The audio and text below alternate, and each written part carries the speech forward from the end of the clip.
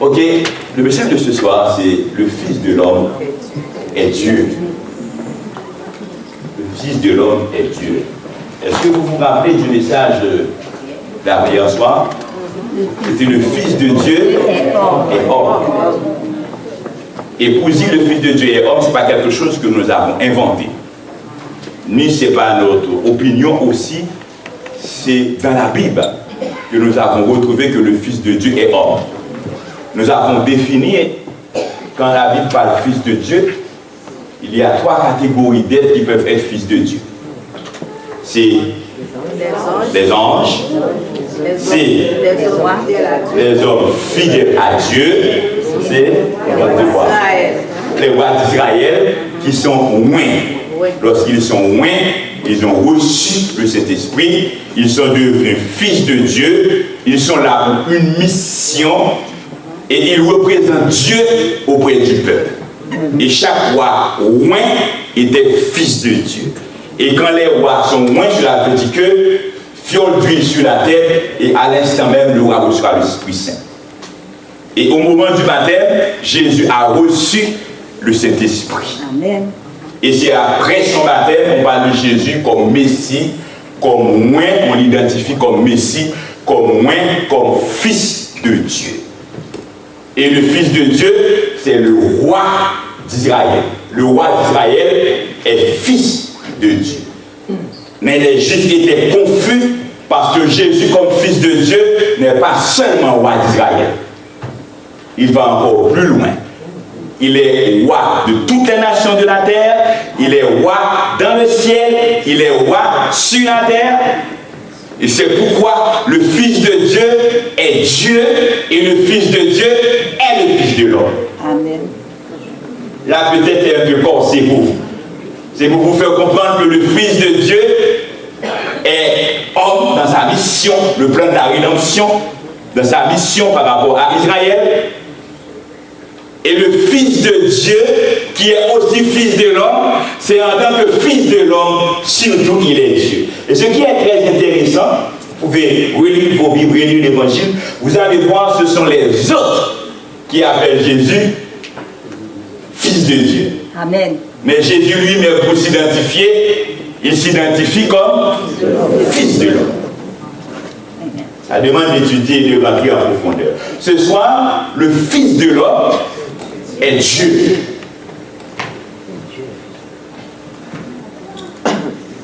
Le Fils de l'homme est le titre que Jésus a employé le plus souvent pour se décrire à ses contemporains. Jésus a utilisé ce titre plus de 80 fois dans les évangiles.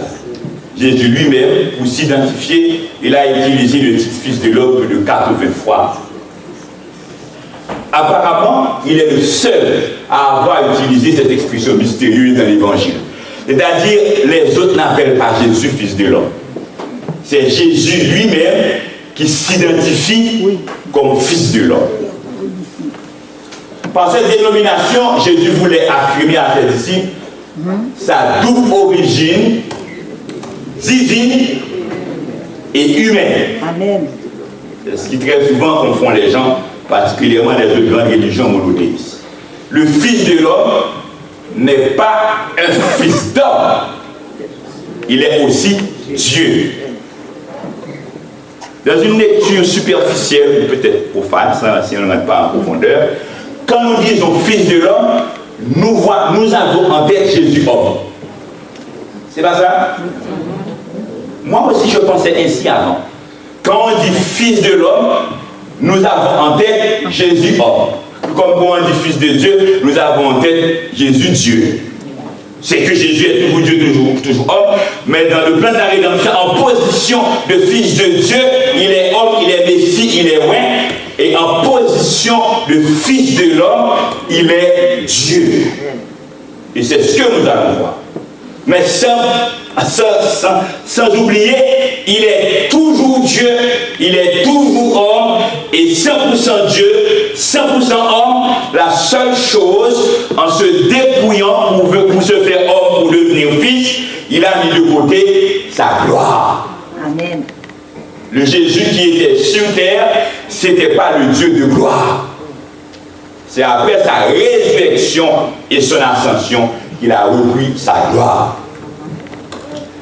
Il dévoile un mystère, Jésus en s'appelant Fils de l'homme, dévoile un mystère que les théologiens appellent plus tard l'union hypostatique. C'est-à-dire que Jésus est vrai Dieu et vrai homme. Et je veux rester sur vrai homme. Certains ont tendance à supposer que Jésus n'était pas homme comme nous. Jésus était un homme aussi ordinaire que nous. Un homme comme tous les hommes. Vous avez eu des soucis, Jésus aussi a eu ses soucis. Parce que Jésus allait mourir, sa prière à Gethsémani, il y avait beaucoup de soucis. Jésus a eu faim, soif, Jésus a eu des tentations, Jésus a eu des désirs, Jésus est homme comme tout homme. Et Jésus a eu la nature pécheresse de l'homme, parce qu'il est fils de Marie. Comme fils de Marie, les désirs de Marie, ces désirs ont traversé aussi en Jésus. C'était un homme. Mais cependant, il est vrai Dieu, vrai homme. Et si Jésus n'est pas homme comme nous, le plan de la rédemption, le plan du salut, c'est un théâtre. C'est un théâtre. Est-ce que Dieu est un Dieu de théâtre? Non. Dieu n'est pas un Dieu de théâtre. Dieu est venu comme homme obéir et montrer que l'homme est capable d'obéir. Seulement se conditionner comme Jésus lui-même a été conditionné. Son existence à la fois éternelle et temporelle est entièrement contenue dans cette expression fils d'homme et aussi fils de Dieu. Existence temporelle. Existence temporelle, n'oublie pas le thème, c'est Jésus dans l'histoire. Jésus historique, Jésus a une histoire de sa naissance à sa mort, et à travers sa mort par sa résurrection, il est devenu le Jésus historique. C'est de ce Jésus que l'histoire s'intéresse. Mais nous, ce n'est pas seulement sa résurrection, c'est sa vie, sa mort, sa résurrection, parce que c'est là que nous sommes sauvés. Et notez bien, avant de parler de quoi que ce soit, quel que soit le point de vue de la personne, on est sauvé par la naissance, par la mort et par la résurrection de Jésus. C'est là que l'homme est sauvé et c'est le point fondamental. Dans Luc 26, verset 67-69, nous avons lu ces versets à hier soir. C'est les sacrificateurs qui questionnaient Jésus et devant le suprême sacrificateur. Et lorsqu'on dit Jésus, est-ce que tu es le Christ? Dis-le-nous. David que le roi, le Messie d'Israël, celui qui est venu pour sauver Israël. Jésus leur répondit, si je vous le dis, vous ne le croyez pas, et si je vous interroge, vous ne me répondez pas, désormais le Fils de l'homme sera assis à la droite de la puissance de Dieu. Amen. Le Fils de l'homme à la droite de la puissance de Dieu. Imaginez-vous un homme à la droite de la puissance de Dieu. La droite de la puissance de Dieu, c'est la toute puissance de Dieu. Être assis à la droite de la puissance de Dieu, ce n'est pas un homme. D'ailleurs, la droite de Dieu, n'imaginez pas Dieu comme nous là. Nous avons parfois, en tant qu'humains, nous faisons une lecture humaine. C'est-à-dire qu'à partir de nos pensées, de notre culture, de notre civilisation, ne pensez pas que Dieu, c'est un grand personnage, un gros tonton à barbe, sur un fauteuil, etc. Et puis on est à sa droite, on est à sa gauche. Non, Dieu n'est pas ça. On ne peut même pas dire exactement qui Dieu est. Si on pourrait dire exactement qui Dieu est, Dieu ne serait pas Dieu. Dieu est indéfinissable, Dieu est inconnaissable. Alors le Fils de l'homme assis à la droite de la puissance de Dieu, la toute puissance de Dieu, la droite de la puissance de Dieu, c'est Dieu lui-même. Amen. La droite de la puissance de Dieu, c'est Dieu lui-même. La droite de l'Éternel manifeste sa puissance. La droite de l'Éternel est élevée. La droite de l'Éternel manifeste sa puissance. C'est Dieu lui-même qui manifeste sa puissance. Et j'en profite aussi pour vous dire que Dieu n'a pas de gauche. Dieu n'a pas de gauche. Gauche c'est faiblesse. Est-ce qu'il y a faiblesse en Dieu? Non. Gauche c'est erreur, c'est lacune. Gauche c'est mauvais. Est-ce qu'il y a quelque chose en Dieu qui soit mauvais? Non. Dieu n'a pas de gauche. Dieu est toujours droite. C'est la puissance de Dieu. Amen. Jean 1, verset 51. Quand Nathanaël a dit, Rabbi, tu es le Fils de Dieu, le roi d'Israël. Ça, c'est Nathanaël qui a dit, Jésus, tu es Fils de Dieu et roi d'Israël. Mais qu'est-ce que Jésus a répondu lui-même? Jésus lui dit, ah, parce que je t'ai dit que je t'ai vu sur le figuier, tu penses que je suis le Messie, et de moi, voici ce que je te dis. En vérité, vous verrez le ciel ouvert et les anges de Dieu monter et descendre Fils de l'homme. Et c'est impossible à ce que les anges de Dieu montent et descendent sur un homme. Les anges de Dieu ne peuvent pas monter et descendre sur un homme. Les anges de Dieu, Jésus, c'est Dieu qui se fait homme, c'est Dieu incarné. Le Fils de l'homme, c'est Dieu homme. C'est Dieu incarné. Donc pour avoir contact avec Dieu, il faut passer par Jésus. Les anges de Dieu qui nous protègent, c'est sur l'ordre de Jésus. Et Jacob était dans sa misère là, ce n'est pas notre sujet ce soir. Et si on va dans Jean 6, verset 61 et 62, je vous demande de lire ce verset avec moi. Jean 6, 61 et 62. Jésus, sachant en lui-même que ses disciples murmuraient à ce sujet, leur dit: cela vous scandalise-t-il? Et si vous voyez le Fils de l'homme monter où il était auparavant. Jésus venait de parler dans Jean 6, là encore c'est sa mission, s'identifier comme pain de vie.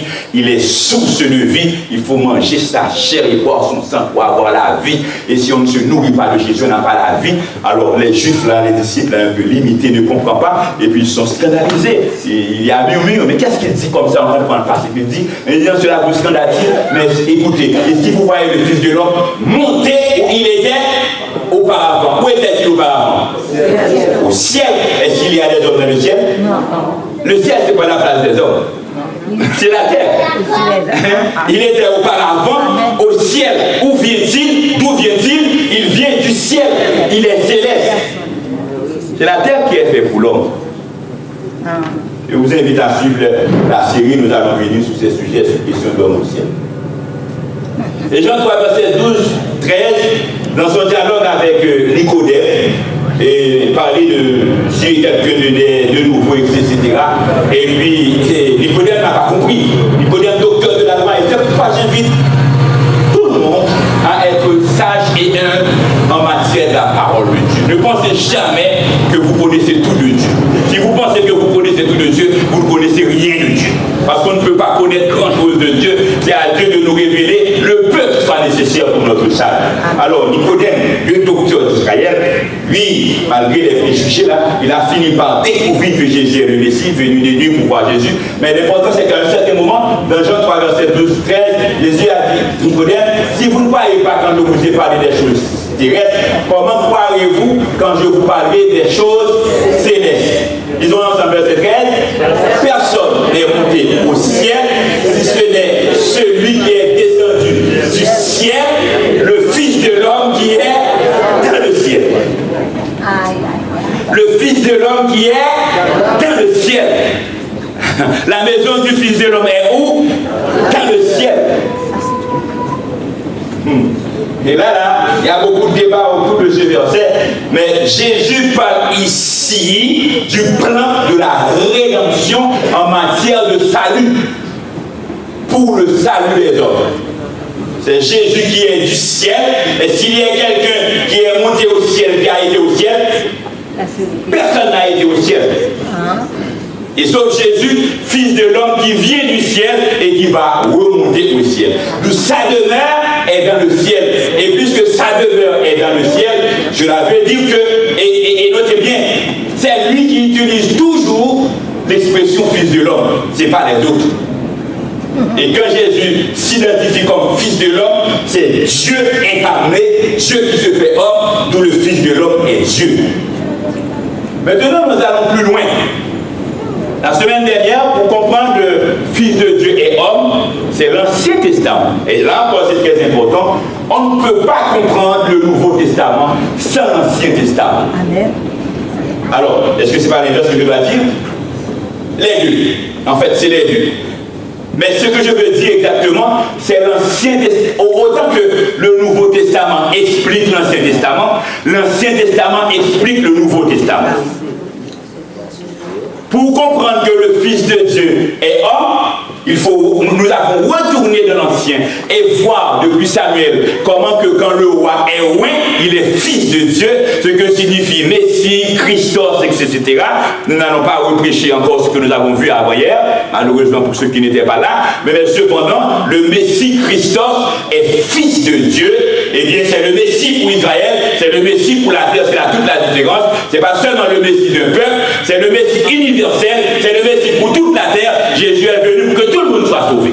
Amen. Mais cependant aussi, à ce niveau, pour comprendre le Fils de l'homme est Dieu, il faut retourner aussi dans l'Ancien Testament.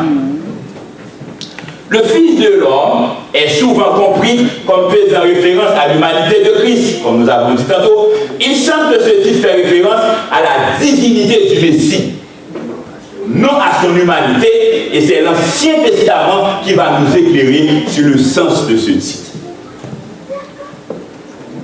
Peut-être, on ne s'était pas rendu compte, on pensait que la notion de Fils de l'homme, c'était seulement dans le Nouveau Testament. S'il y en a parmi nous qui savaient que la notion du Fils de l'homme est dans l'Ancien Testament. Il y en a? Oui, mais pas beaucoup. La notion du Fils de l'homme. Pour comprendre le Fils de l'homme, il faut aller dans l'Ancien Testament. Et c'est l'Ancien Testament qui va bien nous expliquer le Fils de l'homme est Dieu. Maintenant, allons-y. Le Fils de l'homme dans l'Ancien Testament. Lisez avec moi. Daniel 7, versets 13, 14. Lisons ensemble. Je regardais pendant mes visions nocturnes, et voici sur les nuées des cieux arriva quelqu'un de semblable à un fils de l'homme. Il s'avança vers l'ancien des jours, et on le fit approcher de lui.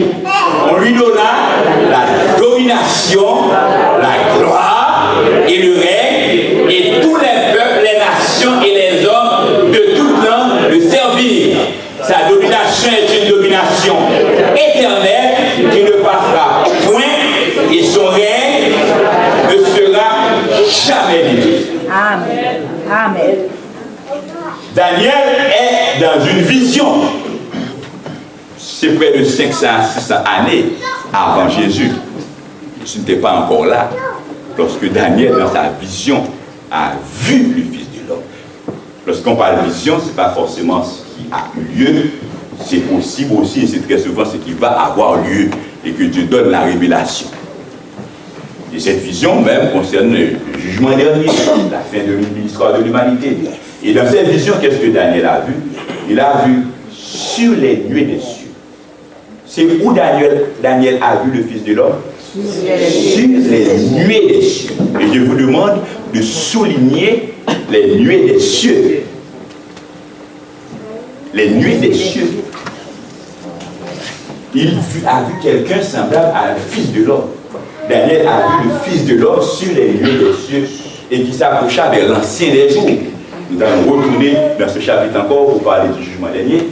Et au Fils de l'homme, on a donné au Fils de l'homme domination, gloire, règne, et tous les peuples, les nations et les hommes de toutes les langues le servir.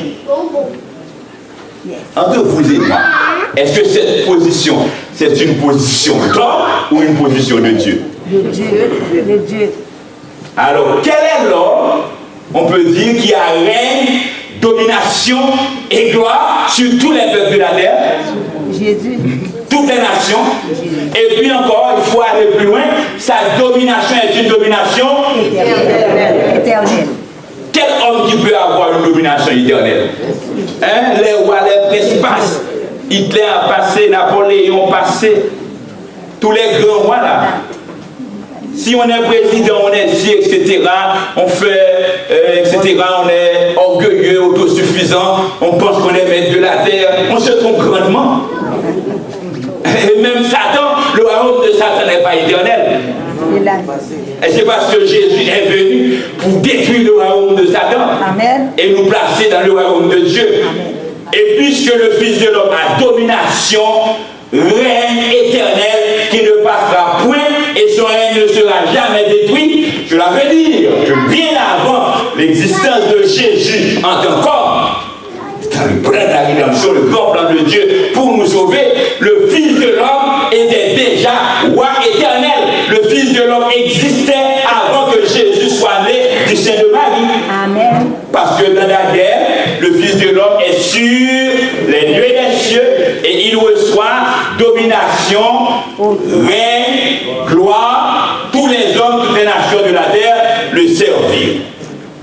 Bible, on ne sert que seulement l'Éternel. Si on doit servir quelqu'un d'autre, autre que l'Éternel, Yahweh, le Dieu créateur, la Bible appelle ça l'idolâtrie. C'est de l'idolâtrie. On ne peut pas servir les anges. Et c'est pourquoi là, c'est le grand dilemme de ce charlatan qu'on appelle Satan. Parce que Satan veut adoration. Et chaque fois que quelqu'un veut adoration, les gens qui cherchent gloire, applaudissement, adoration, ils sont animés d'esprit de Satan. Il y a des gens qui veulent toujours qu'on parle d'eux, qu'on fait éloge d'eux, ils sont les meilleurs, ils sont ci, ils sont ça, etc. Eh bien, ils ont d'ailleurs l'esprit de Satan. Parce que le Dieu Tout-Puissant est venu, il a vécu dans l'humilité et le renoncement. Ok? Un peu, le fils de l'homme dans le Testament, ok. Un personnage comme un fils de l'homme s'avance sur les nuées célestes jusqu'au trône de Dieu et reçoit de Dieu la domination, l'honneur et la royauté. Le texte précise, sa domination est une domination éternelle qui ne passera pas et sa royauté ne sera jamais détruite. Cela veut dire que dans Daniel, le fils de l'homme est Dieu. Amen. D'accord? Amen. Le fils de l'homme est Dieu dans Daniel. Ok, c'est une illustration du Fils de l'homme intronisé. Ce personnage, ce Fils de l'homme, apparaît dans le livre de Daniel comme un personnage divin, revêtu des habits divins et exerçant un règne divin comme Dieu lui-même. Amen. En effet, il apparaît sur les nuées du ciel, symbole de la gloire de Dieu.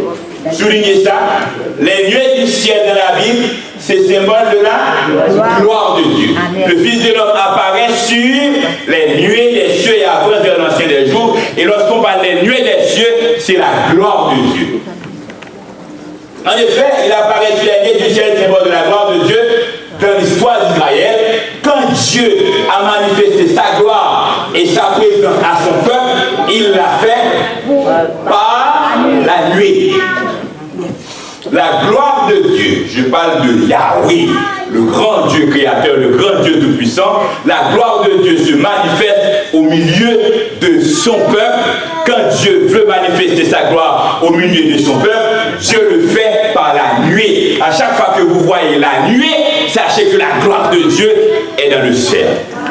C'est la gloire de Dieu qui est en train de se manifester. Les nuées, gloire de Dieu. Exode 13, verset 21-22. On va voir beaucoup plus après Exode 13. Disons ensemble Exode 13, verset 21-22. L'Éternel allait devant eux. Qui allait devant eux? L'Éternel. Le jour dans une colonne de nuée pour les guider dans leur chemin, et la nuit dans une colonne de feu pour les éclairer, afin qu'ils marchassent jour et nuit. Verset 22. La colonne de nuée ne se retirait point devant le peuple pendant le jour, ni la colonne de feu pendant la nuit. L'Éternel conduit son peuple. Mais comment l'Éternel conduit le peuple? Par la colonne de nuée. Et à chaque fois que Israël voit la colonne de nuée, Israël sait que l'Éternel est avec lui. C'est pas Moïse qui a libéré Israël. C'est pas Moïse qui a conduit Israël, c'est l'Éternel lui-même qui conduit Israël. La colonne de nuée est là. La colonne de nuée signifie que l'Éternel est là et la gloire de l'Éternel est là. Amen. Mesdames, messieurs, chers amis, lorsqu'on choisit d'être enfant de Dieu, Dieu conduit son peuple. Amen. Dieu conduit son enfant, quel que soit les détours.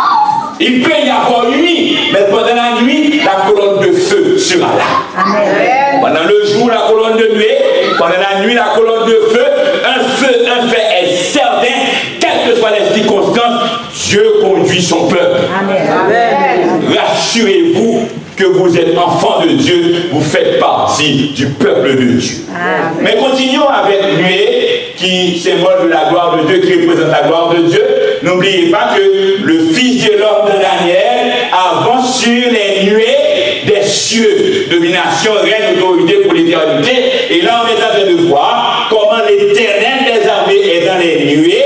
Et quand l'Éternel est sur les nuées, c'est le Fils de l'homme qui est sur les nuées. Amen. Cette dimension peut nous paraître élevée.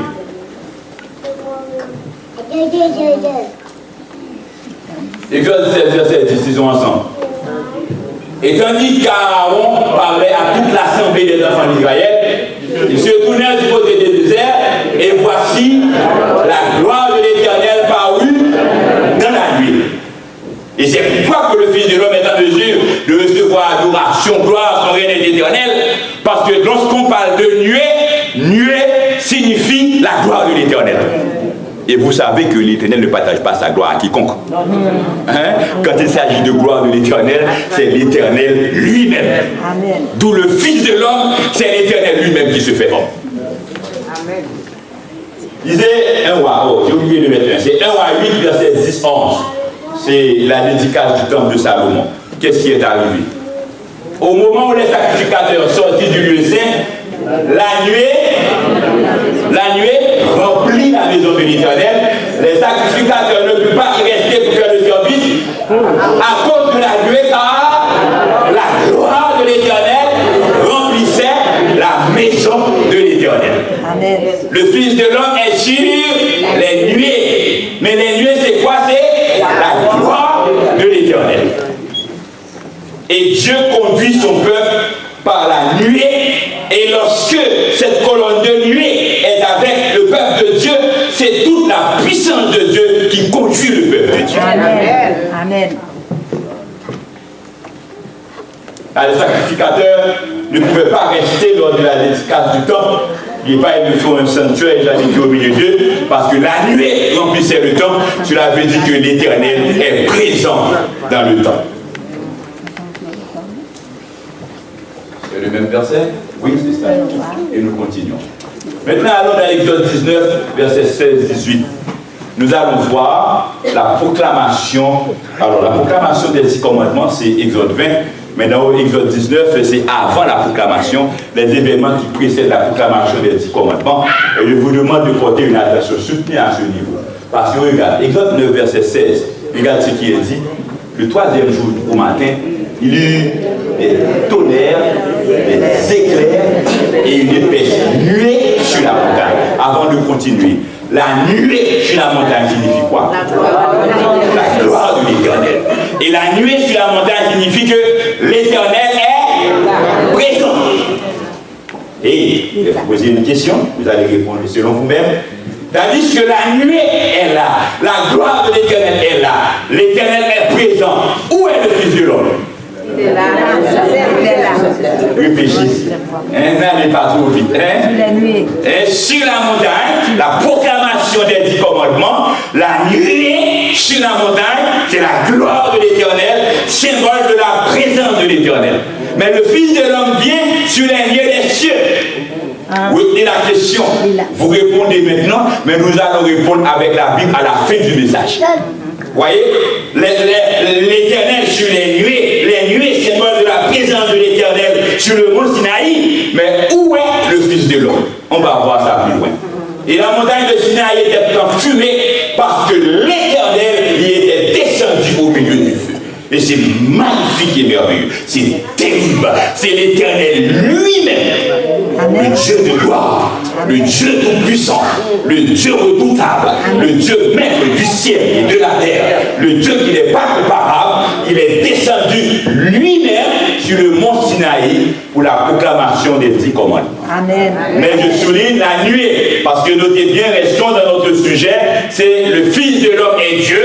Le Fils de l'homme est apparu sur les nuées.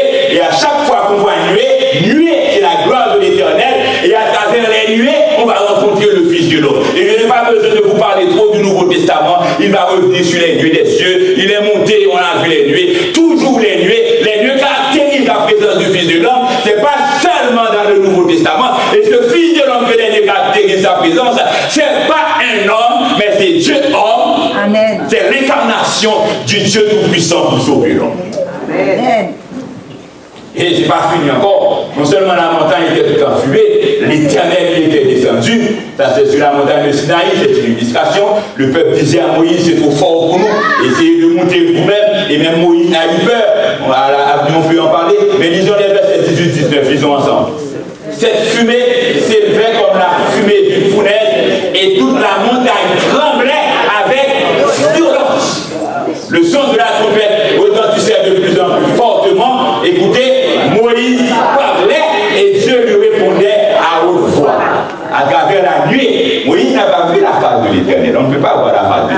Mais Moïse parlait, mais il dit, si Moïse avait vu plus tard, Moïse n'aurait pas demandé à Dieu de lui faire voir ta face. Et Dieu lui a dit que ce n'est pas possible. Mais cependant, sur la montagne, on appelle ça théophanie. C'est la manifestation de la présence de Dieu et de la puissance de Dieu. Et c'est le Dieu tout-puissant qui est descendu sur les nuées. Les nuées, symbole de la gloire de l'Éternel. Et quand on parle de nuées, le Fils de l'homme est là. Amen. Exode 14, verset 19-20, c'est un passage que j'aime beaucoup. Dieu dirigeait Israël par la nuée, et nous savons que la nuée, c'est la présence de l'Éternel. Vous êtes d'accord? La nuée, c'est la présence de l'Éternel. Mais Exode 14, verset 19-20, lisons ensemble. L'ange de Dieu qui allait devant le camp d'Israël partit et alla derrière eux. Et la colonne de nuée qui les descendait partit et se tint derrière eux. Elle se plaça entre le camp des Égyptiens et le camp d'Israël. Cette nuée était ténébreuse de côté, et de l'autre côté, elle éclairait la nuit, et les deux camps n'approchaient point l'un de l'autre pendant la nuit. J'ai beaucoup aimé cette phase de l'histoire d'Israël lors de la traversée de la mer Rouge. Et tandis qu'ils étaient beaucoup, la Bible dit 600 000, et l'armée de Pharaon est derrière eux, et l'armée de Pharaon commence à pénétrer l'espace de la mer, c'est-à-dire que c'est l'armée de Pharaon avec des chars, la possibilité pour que Pharaon les retrouve, cette possibilité est grande, et Pharaon allait les retrouver. Il ne pouvait pas aller vite, les enfants, etc. Mais on dit l'ange de Dieu, soulignez l'ange de Dieu. L'ange de Dieu qui allait devant le camp d'Israël. Mais ce qu'on appelle l'ange de Dieu qui est devant le camp d'Israël, c'est la colonne de nuée. Parce qu'Israël était conduit par la colonne de nuée et la colonne de feu. L'ange de Dieu qui allait devant le camp d'Israël partit et alla derrière eux. Mais la route est tracée. Ils ne vont pas aller vite, mais ils vont marcher quand même. C'est traverser la mer, c'est une route droite. Maintenant, l'armée de Pharaon est proche d'eux. L'armée de Pharaon s'avance et se rapproche d'eux. Maintenant, l'ange passe par derrière. La colonne de nuée aussi passe par derrière. N'oublie pas, la nuée, c'est la gloire de Dieu, c'est la présence de Dieu. Elle se plaça entre le camp des Égyptiens et le camp d'Israël. Du côté d'Israël, la nuée était lumière. Et du côté des Égyptiens, la nuée était ténèbres. Et les Égyptiens ne pouvaient pas avancer. Écoutez, lorsqu'on est en Dieu, lorsqu'on accepte que Dieu nous couvre par sa nuée, lorsque c'est la nuée de l'Éternel qui nous guide, qui nous dirige, l'ennemi peut être là, mais entre nos ennemis et nous, l'Éternel est là. Amen. On peut bien vouloir nous détruire et nous attaquer. Et comprenez bien, en tant qu'enfants de Dieu, nous ne sommes pas forts. Nous sommes faibles. Nous ne pouvons pas combattre l'adversaire. Nos ennemis sont plus forts que nous. Ils sont des ennemis visibles, ils sont des ennemis invisibles. Ils ont plus de moyens économiques que nous. Ils ont plus de pouvoir politique que nous. Nous n'avons pas de moyens. Notre seul moyen, c'est notre Dieu. C'est notre Dieu qui nous défend. C'est notre Dieu qui prend soin de nous. Entre nous et nos ennemis, la colonne de nuée est là. Et lorsque l'ennemi veut nous détruire, de son côté, ce sera ténèbres. Et lorsque l'ennemi veut nous détruire, de notre côté, ce sera lumière. Et c'est pourquoi l'ennemi ne pourra jamais expliquer comment se fait-il que nous progressons tant. Mais nous avons tant progressé parce que l'Éternel est notre Dieu. C'est l'Éternel qui nous dirige. On ne sera jamais perdant avec l'Éternel. On peut être perdant dans tous les choix de la vie. Vous pouvez choisir d'être médecin, ingénieur, agronome. Vous pouvez choisir d'être gouverneur. Vous pouvez être premier ministre ou autre. Et vous avez échoué. Mais notez bien et n'oubliez jamais qu'on n'échoue jamais avec l'Éternel.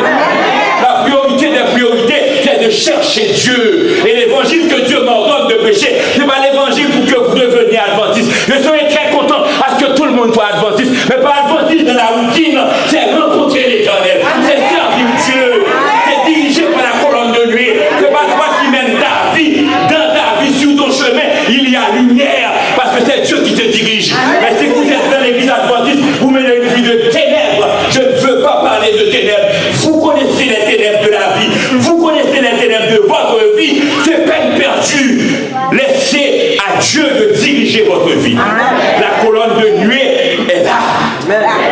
Et la colonne de nuée donne lumière. Et quand on choisit de marcher avec Dieu, on vit en pleine lumière. Amen. Mais la colonne de nuée, c'est la gloire de l'Éternel. La colonne de nuée, à travers la colonne de nuée, sur les nuées, se retrouve le Fils de l'homme. Et n'oublie pas, l'ange de Dieu passait par derrière et la colonne de nuée avec l'ange de Dieu. La colonne de nuée et l'ange de Dieu, c'est la même chose. Et nous continuons. Vous connaissez l'histoire d'Israël et l'Égypte. On peut en revenir à la vie. Maintenant, ange de Dieu égale Dieu égale Fils de l'homme. Il y a des choses qui peuvent être nouvelles pour vous. Vous pouvez écrire vos questions si vous en avez. Et nous sommes prêts à vous visiter, même si je suis très coincé cette temps-ci. Mais on peut créer du temps pour vous visiter, soit moi ou quelqu'un d'autre. Lisez Acte 7, verset 37-38. Lisez ce verset à tête reposée. C'est le discours d'Étienne avant sa mort. Avant de mourir, là, c'est la prédication d'Étienne. Oh, ce sont les prédications que vous devez lire. La prédication de Pierre, acte 2, ça c'est la prédication d'Étienne. L'Église va laisser Jérusalem et commencer par évangéliser pour le monde entier. Voici ce qu'Étienne a dit. Lisons ensemble, avant de mourir. C'est ce Moïse qui dit au peuple d'Israël, je vous susciterai dans vos frères un prophète comme moi. Restez là. Vous vous souvenez, avant hier, nous avons lu que quand Nathanaël a identifié Jésus, Philippe d'avoir identifié Jésus, il a dit à Nathanaël, nous l'avons trouvé celui de qui Moïse parlait dans les prophètes. Nous trouvons ça dans Jean 1er. Maintenant, lisez le verset 38 à tête reposée. C'est ce Moïse qui dit aux fils d'Israël, je vous susciterai de vous faire un prophète comme moi. Moïse a parlé de Jésus. C'est pourquoi dans Jean 3, je crois, Jésus a dit, si vous ne croyez pas en Moïse, vous ne croyez pas en moi, parce que Moïse a parlé de moi. Mais le verset 38 qui est plus important pour nous, c'est lui qui, le prophète que Moïse a parlé, c'est lui qui, lors de l'assemblée au désert, étant avec l'ange qui lui parlait sur la montagne de Sinaï, et avec le Père, reçu des Torah, vivant pour les deux. Maintenant, restons dans ce verset. Moïse a prophétisé de Jésus, de notre prophète comme Moïse. L'autre prophète comme Moïse, c'est qui? Jésus. L'autre prophète comme Moïse, c'est qui? C'est Jésus. Un prophète qui sera plus grand que lui-même, qui sera libérateur. Moïse a libéré Israël, mais Jésus est venu pour libérer l'humanité. Amen. Mais c'est lui. C'est le prophète comme Moïse qui, lors de l'assemblée au désert, lorsque le peuple était dans le désert auprès du mont Sinaï, était avec l'ange qui lui parlait sur la montagne de Sinaï avec nos pères. Lors de la proclamation des 10 commandements sur le mont Sinaï, où était Jésus? Il était là. Il était là. Étant avec l'ange qui lui parlait sur la montagne. Qui parlait sur la montagne avec Moïse? L'Éternel. La Bible nous dit que c'est l'Éternel qui parlait. Mais Étienne nous dit que c'est l'ange qui parlait. Est-ce que la Bible a contradiction? Je ne voulais pas être trop long dans le message, c'est pourquoi il y a d'autres choses que je n'ai pas ajoutées. Et si vous allez voir dans l'Exode 3, dans le buisson ardent, l'ange de l'Éternel a appelé Moïse et l'ange de l'Éternel a parlé à Moïse. Dans l'arrière-fond de l'Ancien Testament, l'ange de l'Éternel est l'Éternel. Amen. Et pourtant l'Éternel n'est pas d'eux. Si quelqu'un pense avoir toute cette explication, eh bien, il est merveilleux. Moi, je n'ai pas toutes les explications. Mais Dieu nous a révélé qu'il est le Dieu unique. Amen. Quand l'ange de l'Éternel parle, c'est l'Éternel qui parle. L'Éternel est sur les nuées, l'ange de l'Éternel sur les nuées, le Fils de l'homme sur les nuées. Attention, ouvrez grand vos yeux. Celui qui a proclamé les 10 commandements sur le mont Sinaï, l'ange de l'Éternel, Jésus était sur le mont Sinaï. Amen. Parce que l'ange, c'est lui qui, lors de l'assemblée au désert, était avec l'ange qui lui parlait sur la montagne de Sinaï, et avec le Père, et Moïse a reçu les oies de Dieu pour nous les donner. Et nous continuons. Maintenant, n'oubliez pas la question. La nuée était sur la montagne. La nuée était symbole de la présence de l'Éternel. C'est la gloire de l'Éternel. Moïse montait sur la montagne. L'Éternel parlait avec Moïse. Et dès qu'il y a nuée, le Fils de l'homme est là. Amen. Et plus tard, acte 7, verset 55-56, dans ce même chapitre, on va lapider Étienne. Étienne va mourir. Et Étienne, rempli du Saint-Esprit, fixant les yeux, les regards vers le ciel, dit, vit la gloire de Dieu et Jésus debout à la droite de Dieu. Et il dit, voici, je vois les cieux ouverts et le Fils de l'homme debout à sa droite. Cela veut dire que c'est l'une des rares fois qu'un homme dans la Bible a identifié Jésus comme Fils de l'homme. Et même là encore, ce n'est pas sur la terre, c'est dans le ciel. Maintenant, le Fils de l'homme dans l'Apocalypse, c'est là que nous allons terminer, c'est la dernière ligne droite. Le Fils de l'homme dans l'Apocalypse, on ne va pas être long là-dessus. Apocalypse 1er, verset 12-13. Disons ensemble. Je me retournais pour connaître quelle est la voix qui me parlait. Et après m'être retourné, je vis cette chandelier. Et au milieu de cette chandelier, quelqu'un qui ressemblait à un fils d'homme, vêtu d'une longue robe, ayant une ceinture d'or sur la poitrine. Apocalypse 1, verset 14-15, disons ensemble. Sa tête et ses cheveux étaient blancs comme de la laine blanche, comme de la neige. Ses yeux étaient comme une flamme de feu. Ses pieds étaient semblables à de l'airain ardent, comme s'il eût été embrasé dans une fournaise, et sa voix était comme le bruit de grotte. C'est la révélation d'Apocalypse que Dieu donne au prophète Jean à l'île de Patmos. Et il lui a montré que, au milieu des 7 chandeliers, les 7 chandeliers encore qui symbolisent l'Église, se trouve quelqu'un qui est semblable au Fils d'homme. Et il a décrit le Fils d'homme qui est au milieu des 7 chandeliers. Et au milieu des 7 chandeliers, qui sont l'Église, soit les 7 églises d'Asie mineure, ou l'Église dans son histoire universelle, on retrouve qui? Le Fils d'homme. Mais là, est-ce qu'on n'a pas vu les nuées? Oui, les nuées sont là. Qu'est-ce qu'il a dit? Je me retournais, quelle voix qui me parlait, au milieu de ces chandeliers, quelqu'un qui est semblable à un fils d'homme, vêtu d'une longue robe, ayant une ceinture d'or sur la poitrine. Sa tête et ses cheveux étaient blancs comme de la neige blanche, comme de la neige, ses yeux étaient comme une flamme de feu, ses pieds semblables à de l'airain, et comme s'il lui était embrasé dans une fournaise, sa voix était comme le bruit des grandes eaux. Nous allons venir avec les nuées dans l'Apocalypse. Maintenant, tout comme la colonne de nuée dirigeait Israël, au milieu des 7 chandeliers se trouve le Fils d'homme.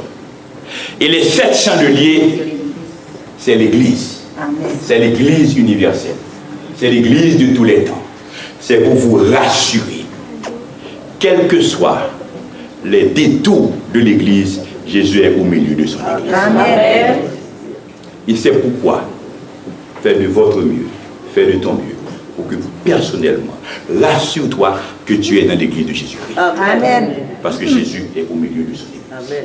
Mais continuez. Daniel 7, verset 9. J'aimerais que vous fassiez une petite comparaison entre ce qui caractérise le Fils d'homme et l'Ancien des jours dans Daniel. Le Fils d'homme, ses cheveux sont blancs, blanc comme la neige, ses yeux comme flamme de feu, ses pieds semblables à de l'airain ardent. Mais regarde l'Ancien des jours de Daniel 7, verset 9. Disons ensemble Daniel 7, verset 9. Regardez maintenant que nous plaçons les trônes, et l'Ancien des jours assis. Son vêtement était blanc comme la neige. Ses cheveux de sa tête étaient comme de la lèvre. Son trône était comme des flammes de feu, et les roues comme un feu ardent. L'Ancien des jours, qui est l'Éternel des armées, ce qui le caractérise, c'est neige, c'est laine, c'est flammes de feu. Le Fils d'homme, qui n'est pas homme dans l'Apocalypse 1er, Christ ressuscité, Dieu Tout-Puissant, ce qui le caractérise, c'est neige, c'est laine, c'est flamme de feu. Les mêmes éléments qui caractérisent l'Ancien des jours, ce sont ces mêmes éléments qui caractérisent le Fils d'homme. Et l'Ancien des jours est Dieu, l'Éternel des armées. Le Fils d'homme est qui? Dieu, l'Éternel des armées. Amen. Le Fils d'homme, c'est le Dieu incarné. Quand je vis, je tombais à ses pieds comme mort. Il posa sa main sur moi en disant, ne crains point, je suis le premier et le dernier. Et le vivant, j'étais mort, et voici je suis vivant au siècle des siècles. Je tiens les clés de la mort et du séjour des morts. C'est Dieu, quand on voit Dieu dans sa gloire, comme Isaïe dans Isaïe 6, on ne peut pas se tenir comme les sacrificateurs. Quand la nuée est dans le temple, il était obligé de sortir. Eh bien, quand Jean a vu le Fils de l'homme dans sa gloire, qu'est-ce qui lui arriva? Il tomba à ses pieds comme mort. Et le Fils de l'homme posa sa main sur lui pour dire, le point, je suis le premier et le dernier. Qui a dit je suis le premier et le dernier? Le Fils d'homme. Et si on va dans Ésaïe, c'est seul l'Éternel qui est le premier et le dernier. Et lorsqu'on dit le premier et le dernier, parfois nous chantons, c'est l'alpha et l'oméga, c'est comprendre ce que nous disons. Cela veut dire que Dieu n'a ni commencement, ni fin. Amen. Et quand le Fils de l'homme s'identifie comme le premier et le dernier, cela veut dire que le Fils de l'homme n'a ni commencement, ni fin. D'où le Fils de l'homme est Dieu. Je suis le vivant. J'étais mort et voici je suis vivant au siècle des siècles. Sa domination sera une domination éternelle. Je tiens les clés de la mort et du séjour des morts. Je suis source de vie.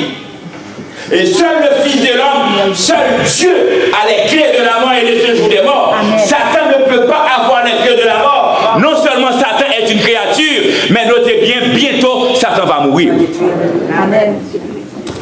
Et je dois vous inviter au funérailles de Satan. Satan va mourir. Satan a une fin.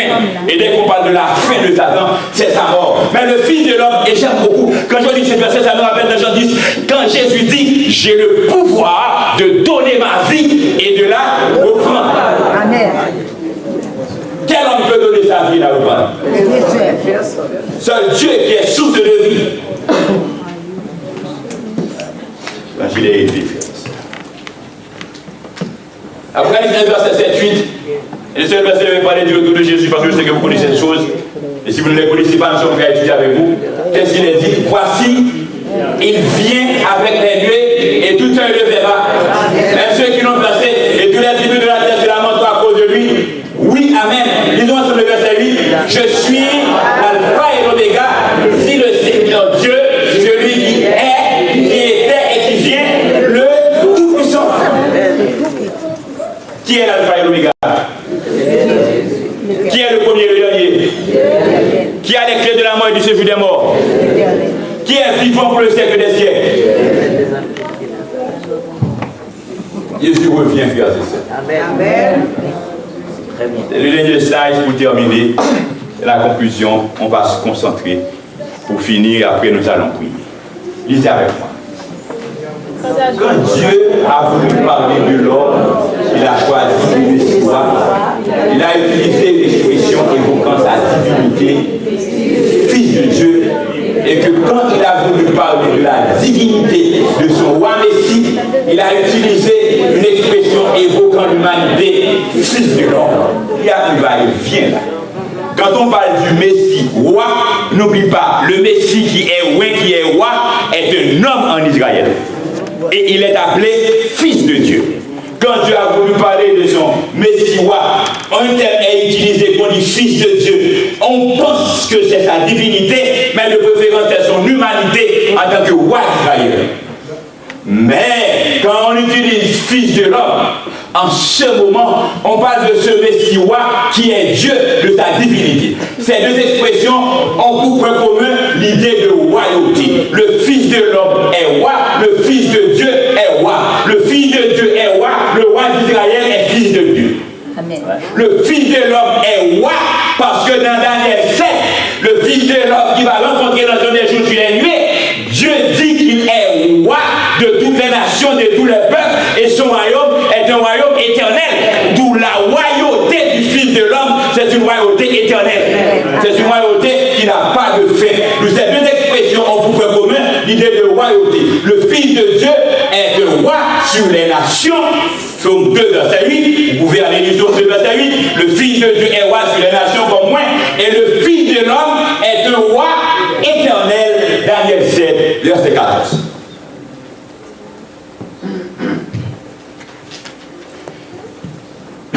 Excuse-moi, mais le plus important pour nous ce soir, c'est là que nous allons terminer, nous n'allons pas faire de long discours encore, nous avons suffisamment parlé. Le plus important pour nous ce soir, le Fils de Dieu, Fils de l'homme, est roi sur la terre, roi des nations, comme moi. Même lorsque vous entendez les hommes dire ils sont ci, ils sont ça, etc. Mais c'est Jésus qui a tout pouvoir dans les cieux et sur la terre. Dieu contrôle la terre. Même lorsque vous voyez là, celui qui est en Corée du Nord parle beaucoup, M. Trump, etc. Mais ne vous en faites pas. Gardez votre calme parce que Dieu est tout contrôle. L'Éternel est tout contrôle. Dieu contrôle la terre. Je n'ai aucun doute là-dessus. Mais le plus important pour terminer, ce n'est pas que le Fils de l'homme et le Fils de Dieu, le Fils de l'homme ou le Fils de Dieu soient rois sur la terre ou rois dans les cieux. Mais ce soir, pour terminer, vous allez rentrer chez vous avec cette question de méditer. Qui est roi dans ta vie? Qui est roi dans ta vie?